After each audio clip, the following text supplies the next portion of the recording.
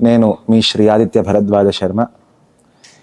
శ్రీ విద్యాం జగతాం ధాత్రీం సృష్టిస్థితిలయేశ్వరీం నమామి లలితాం నిత్యాం మహాత్రిపురసుందరీం అతిక్రూరమహాకాయ కల్పాంతదహనోపమా భైరవాయ నమస్తుభ్యమనుజ్ఞాం దాతుమర్హసి భైరవాయ నమః.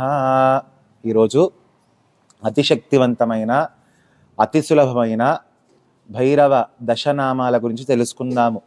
ఈ దశనామాల్ని ఎవరైతే నిత్యము పఠిస్తూ ఉంటారో, నిద్ర లేచిన దగ్గర నుంచి నిద్ర పోయేంత వరకు ఎవరైతే నిత్యము స్మరణ చేస్తూ ఉంటారో వారు సంపూర్ణమైనటువంటి కష్టాల నుంచి త్వరగా విముక్తి పొందిన వారై, భైరవ యాతన నుంచి విముక్తి పొందిన వారై అంత్యమున మోక్షాన్ని పొందుతారు అని స్వయంగా భైరవుడే చెప్పారు. ఈ మాటని నాతో పాటు చెప్పండి. కపాలి, కుండలి, భీమో, భైరవో, భీమ విక్రమః, వ్యాలోపవీతి, కవచి, శూలి, శూరః, శివప్రియః.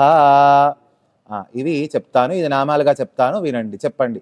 కపాలినే నమః, కుండలినే నమః, భీమాయ నమః, భైరవాయ నమః, భీమ విక్రమాయ నమః, వ్యాలోపవీతినే నమః, కవచినే నమః, శూలినే నమః, శూరాయ నమః, శివప్రియాయ నమః.